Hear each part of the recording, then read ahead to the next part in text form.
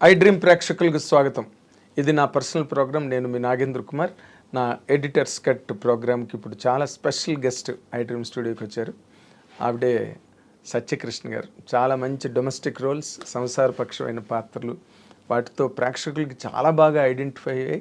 ఇండస్ట్రీలో కూడా సత్యకృష్ణ గారు అనగానే ఇటువంటి కైండ్ ఆఫ్ క్యారెక్టర్స్ రాయాలని రైటర్స్, డైరెక్టర్స్ కూడా అనుకునేంత ఒక మంచి ఇమేజ్ని సంపాదించుకున్న సత్యకృష్ణ గారు ఇప్పుడు మనతో పాటు స్టూడియోలో ఉన్నారు. Let us welcome her with both the hands. నమస్తే అమ్మా. నమస్తే అండి. Welcome to our program. Thank you for honouring the ఎందుకంటే మీరు మధ్య రోజుల్లో ఎక్కడ ఇంటర్వ్యూ ఇచ్చినట్టుగా నాకు కనిపించలేదు. లేదండి, అసలు అంటే I'm not very comfortable giving interviews. So చాలామంది అడుగుతారు, కానీ ఎందుకో నాకు ఇంటర్వ్యూ మన work should speak and always I had that in mind. మనం ఏదన్నా చేస్తే that it self is an interview అని అనిపించేది. కానీ ఇప్పుడు మీరు పంతం మీద చెయ్యాలి, కనబడాలి అంటుంటే ఇంక సరే మీ మాట కాదనిలేక వచ్చాను. అంటే ఏం లేదమ్మా, ఇప్పుడు మీరు ఇన్ జనరల్గా మీ కెరీర్స్లో మీది ఒక స్పెషల్ కెరీర్. అంటే మీకు మంచి ఇమేజ్ ఉన్నా మీరు రెగ్యులర్ సినిమాలు చేయరు. ఎందుకు చేయరో ఎవరికి తెలీదు. మీరు సైన్ చేయరా, లేకపోతే మీరు వచ్చిన క్యారెక్టర్లు మీకు నచ్చవా ఏంటి అన్నది అందరికీ ఒక $1 million క్వశ్చన్, లేకపోతే ఒక సస్పెన్స్ సినిమా. సస్పెన్స్ ఏం కాదండి. వాట్ హ్యాపెన్స్ ఇస్ నాకు ఒక లుక్ ఉంది. సో చాలామంది ఈ లుక్ని మనం మార్చి వేరేలాగా చెయ్యాలి అన్న రిస్క్ చాలామంది డైరెక్టర్స్ తీసుకోరు. So most of the time what happens is మనం ఒక ఇమేజ్ సెట్ చేసుకుంటే ఆ స్టీరియోటైప్ అయిపోతుంది అనమాట. సో బిగినింగ్ నుంచి నేను ఒక చిన్న కామెడీ, కానీ ఒక మదర్, వదినగాను, మదర్ అంటే ఈ మధ్య చేస్తున్నాను, వదిన, అక్క, ఇవి చేయడం బట్టి ఏమైందంటే అందులో సెట్ చేసేసుకున్నారనమాట. సో ఏదైనా డిఫరెంట్ ట్రై చేయాలి అంటే that person should actually want to risk that అనమాట. వీటితో మనం చేయగలమా అన్నది వాళ్ళ కాన్ఫిడెన్స్ ఉండాలి. వాళ్ళకుంటే ఇంక చేయించుకోవడానికి మీకేం అభ్యంతరం ఉండదు. నాకేం ఉండదండి. అంటే కొన్ని చూడండి, ఇఫ్ యూఆర్ ఆస్కింగ్ మీ ఎలాంటి క్యారెక్టర్స్ అభ్యంతరం ఉంటాయి అంటే, నేను నా బాడీ లాంగ్వేజ్ సెట్ కానివి అలాంటివి ఏమైనా అభ్యంతరం ఉంటాయేమో కానీ, బట్ అదర్వైజ్ యాక్టర్కి ఏ క్యారెక్టర్ వచ్చినా కానీ మనం చెయ్యాలనే ఉంటుంది కదా. వదిలేయాలని అయితే ఉండదు 100%. కానీ అంటే ఇప్పుడు మీరు ఆనంద్ సినిమా నుంచి స్టార్ట్ అయితే, అంతకుముందు నార్మల్గా డాలర్ డ్రీమ్స్ బిగినింగ్, తర్వాత ఆనంద్తో మీరు బాగా ఎస్టాబ్లిష్ అయ్యారు. అందులో డైలాగ్ ఉంటుంది కదా, ఎవరు పేరు చెప్తే అని చిరంజీవి గారు ఇంద్ర సీన్ వేసి నువ్వు సినిమాలు ఎక్కువ చూస్తా అన్నాడు. ఆ డైలాగ్ ఎంత పేలిందంటే థియేటర్లో. ఇప్పుడు కూడా ఎవరైనా సినిమాల గురించి మాట్లాడితే నువ్వు సినిమాలు ఎక్కువ చూస్తున్నావు. అవును, చాలా ఏళ్ళు చాలా మంది అది ఓత్పదం అయిపోయింది చాలా మందికి. అంటే మీరు ఆ జోనర్ క్యారెక్టర్స్ అంటే బాగా బోర్ కొట్టేసిందా మీకు? ఆనంద్ తర్వాత అలాంటి క్యారెక్టర్ అసలు హార్డ్లీ చేశాను, నేను చేయలేదు అసలు. Anand was one of the characters అంతే. దాని తర్వాత ఆనంద్ లాంటి క్యారెక్టర్ పడలేదు కూడా. బట్ మీరు తర్వాత రన్ ఆఫ్ ది క్యారెక్టర్స్ ఏవైతే ఉన్నాయో వాటితో మీరు కంఫర్టబుల్గా లేరండి? ఉన్నాను. అంటే ఇప్పుడు ఆనంద్ తర్వాత ఏమైంది అంటే, నేను ఆనంద్ తర్వాత ఇమీడియట్గా సినిమాలు చేయలేదు. ఎందుకంటే I had my baby and దాన్ని చూసుకోవడం వల్ల నేను కొన్ని 1-2 years చేయలేదు. దాని తర్వాత when I was back to Hyderabad, నేను బెంగళూరు నుంచి హైదరాబాద్ షిఫ్ట్ అయిన తర్వాత ఐ థాట్ ఎందుకు నాకు దేవుడు ఇచ్చిన అవకాశం ఎందుకు దీన్ని వదులుకోవాలని మళ్ళీ ఐ రీస్టార్టెడ్ మై కెరియర్ అనమాట ఆనంద్ తర్వాత. దాని తర్వాత కొంచెం చిన్న సినిమాలు అవి ఇవి పడుతుండగా బొమ్మరిల్లు ఇలాంటి సినిమాలు పడ్డాయి. సో బొమ్మరిల్లు కూడా నాకు మంచి పేరు తెచ్చింది, సినిమా హిట్ కాబట్టి. అవును, అది ఒక కల్ట్ ఫిల్మ్ కదా. అబ్సల్యూట్లీ అవును. సో తర్వాత వచ్చిన రోల్స్ అన్ని మీరు కంఫర్టబుల్ గానే ఫీల్ అయ్యారా, లేదా ఫోర్స్డ్గా చేశారా? ఫోర్స్డ్గా ఏమి చేయమండి. కానీ ఓన్లీ థింగ్ ఏంటంటే, ఇంకా కొంచెం చేసుండి ఇంకా కొంచెం క్యారెక్టర్ మనది బాగా ఎలివేట్ అయ్యి ఉంటే, లేకపోతే మంచి క్యారెక్టర్ ఉంటే బాగుండు అని అనిపించేవి చాలా ఉన్నాయి సినిమాల్లో. కొన్ని మంచి సినిమాలు చిన్న క్యారెక్టర్ పడేది. సో అయ్యో ఇంత పెద్ద సినిమాలు ఇంకొంచెం పెద్ద క్యారెక్టర్ పడి ఉంటే బాగుండు అన్న ఫీలింగ్ ఎవరికన్నా ఉంటుందేమో. ఏంటి ఆ సినిమాలు మీకు ఎలా అనిపించింది?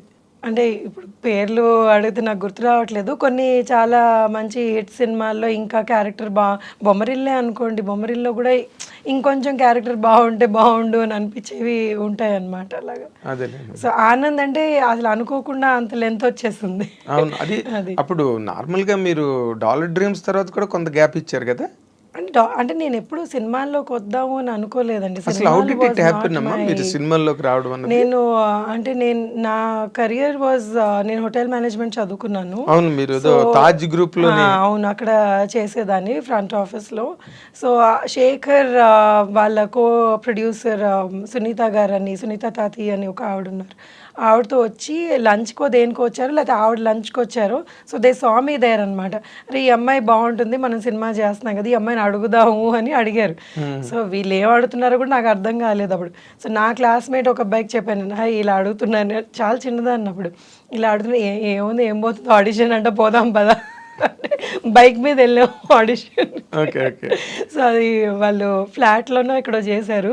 మేము అనుకున్నాం ఏంటి ఫ్లాట్లో ఆడిషన్స్ ఏంటో, అసలు ఆడిషన్ అంటే కూడా తెలియదు. అదేలే. సో వెళ్తే ఏదో డైలాగులు చెప్పారు, అది ఏం చెప్పానో కూడా నాకు గుర్తులేదు ఇప్పుడు. So they said okay will work అని. సో ఆ ఎంటైర్ ఫిల్మ్ మా షిఫ్ట్ ప్రకారంగా జరిగిందనమాట. సో నేను ఈ షిఫ్ట్లో ఉన్నాను అంటే పాపం Shekhar would plan the morning shoot, లేకపోతే ఈవినింగ్ షూట్ అలాగా. సో అలా ఉద్యోగం చేసుకుంటూనే చేశారు. చేసుకుంటూ చేసాను. బికాస్ ఐ నెవర్ థాట్ ఇది సినిమాలు నా కెరియర్ అవుతుంది అని నేను ఎప్పుడు అనుకోలేదు. ఆ టైంలో అసలు ఊహించలేదు కూడా. ఓకే. సో వచ్చింది ఏదో చేసుకున్నాము అంతే, ఇంక దాని తర్వాత మర్చిపోయాను కూడా దాని గురించి. సో అంటే ఇట్ వాజ్ బికాస్ బ్యాక్గ్రౌండ్ లేదు కదా, so I didn't even know what that was. Okay. మీరు మామూలుగా మీ బ్యాక్గ్రౌండ్ ఏంటమ్మా? అంటే మా పేరెంట్స్ ఇద్దరు బ్యాంక్ అండి. సో దే యూస్ టు ఎస్బీఐలో పనిచేసేవాళ్ళు. అండ్ మా గ్రాండ్ పేరెంట్స్ కానివ్వండి ఏమన్నా వాళ్ళందరూ ఎంప్లాయీస్ అనమాట. ఓకే. సినిమాకి సంబంధించిన వాళ్ళు ఎవరు లేదు, అస్సలు కనెక్షనే లేదు. ఓకే. ఇక్కడ తెలంగాణలోనే ఊరు కదా? నేను పుట్టి పెరిగిందంతా ఇక్కడే తెలంగాణ, హైదరాబాద్. సో ఆ ఎడ్యుకేషన్ అంతా కూడా హైదరాబాద్లోనే చదువుకో. సో మీరు హైదరాబాద్ పిల్ల అనమాట. అవును, తెలంగాణ అంటే ఆంధ్ర, పేరెంట్స్ ఆంధ్ర అయినా కానీ నేను పుట్టి పెరిగిందంతా ఇక్కడే. ఆంధ్ర అంటే ఎక్కడమ్మా? గుంటూరు. ఓకే. ఓకే. బట్ అమ్మది రాజమండ్రి, ఫాదర్ది Guntur. But born and brought up అంతా మీరు ఇక్కడ వాళ్ళు ఇక్కడికి వచ్చేసారు అనమాట ఉద్యోగాలకి, దానికి వాళ్ళు ఇక్కడికి వచ్చేస్తే ఇంకా మేము ఇక్కడే పుట్టాం. అంటే తెలంగాణ వేరు, ఆంధ్ర వేరు, బట్ హైదరాబాద్ మళ్ళీ కంప్లీట్ గా సెపరేట్ గా వేరే. అవును, ఇక్కడ ఆంధ్ర వాళ్ళు యాక్చువల్లీ చాలా ఎక్కువ మంది ఉన్నారు. తర్వాత హైదరాబాద్ కల్చరు అంటే వెర్స్టైల్ పీపుల్ ఇక్కడ వేరియస్ స్టేట్స్ నుంచి గట్రా ఉండడం, వెరీ కాస్మో పాలిటిక్స్ సిటీ. అవును. మీ గ్రోయింగ్ అంతా ఎలా నడిచిందమ్మా ఇక్కడ? అంటే యు ఆర్ ఫాస్ట్ గర్ అంటే మామూలుగా ట్రెడిషనల్ కన్వెన్షనల్ గర్ల్ మీరు? అంటే ఐ క్యాన్ బి బోత్.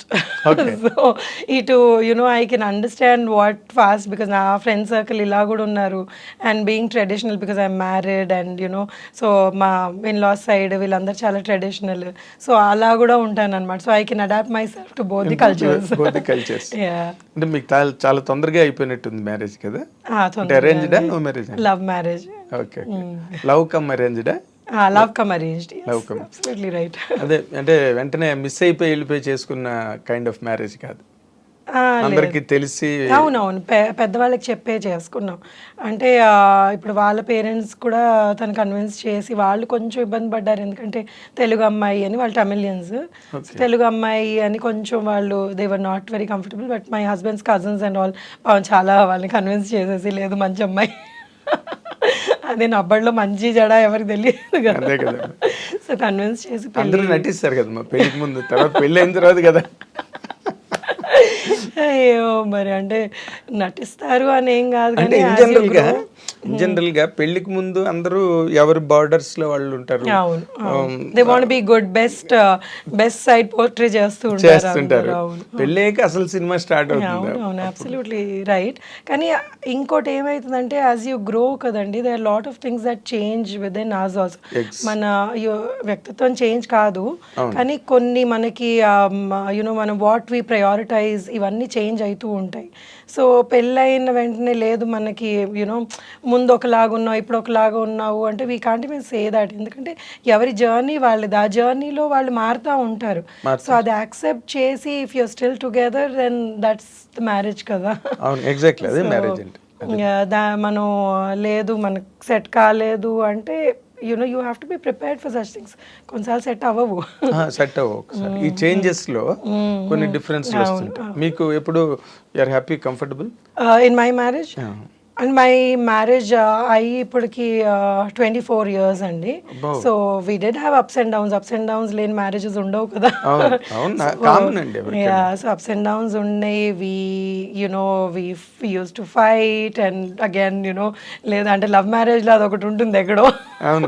నువ్వేంటి మాట్లాడేది, సో నువ్వు ఎక్కువ అంటే నేను ఎక్కువ అన్న ఫైట్స్ చాలా చాలా ఉంటాయి. ఇప్పటికీ మా డాటర్ అంటుంది, ఇప్పుడు ఇంట్లో పని వాళ్ళు కొట్టుకుంటారంటే మీరిద్దరు వారు ఆపండి అని. అంటే ఏం లేదంటే ఇట్స్ జస్ట్ దట్ డిస్కషన్ అనమాట. ఎవరు తగ్గవు బేసికలీ లేదు అని. నేను ఫైనల్గా ఆయనే తగ్గుతారు. అదే మరి సో నేను మరీ కొన్నిసార్లు బాగా మొండికేస్తాను, but he gives up. I'm sure he gives up. Okay. అంటే మీ మ్యారేజ్ అయిన తర్వాత మీ ఇల్లాస్ గట్ట అంతా హ్యాపీగా సెట్ అయ్యారా? చాలా హ్యాపీగా అండి. వాళ్ళు నాతో పాటే ఉండేవాళ్ళు చాలా ఏళ్ళు. We all live together, it's joint family. ఇప్పుడు వాళ్ళు లేరు, పోయి కొన్ని ఏళ్ళు అవుతుంది. ఇప్పుడు మా అమ్మ నాతోటే ఉంటుంది. అవునా? సో that is అంటే for me that's very important. I like my family being together and అందరం కలిసి ఉండాలి అని. మా ఇన్లాస్ కూడా they are pretty old. So I never like them మీరు వాళ్ళు ఎక్కడికన్నా వెళ్ళడం కొన్ని రోజులు వెనక్కి వచ్చేయండి అనేదాన్ని నేను. So I had a very good bonding with them and చాలా వెరీ నైస్ పీపుల్. ఇనిషియల్గా వాళ్ళకి అంటే ఐ వాజ్ వెరీ యంగ్. 7ంటికి లేచేదాన్ని, వాళ్ళకి 5ంటికి లేవాలి. ఈ సాంప్రదాయాలు ఎక్కువ ఉండేటప్పటికి ఆ చిన్న చిన్న ఇవి అయ్యేవి.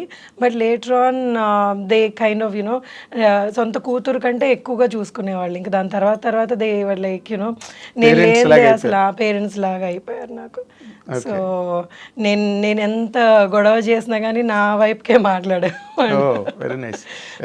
బట్ నార్మల్గా అంటే మీరు చెప్పేది చాలా ఇంపార్టెంట్ పాయింట్ సొసైటీకి.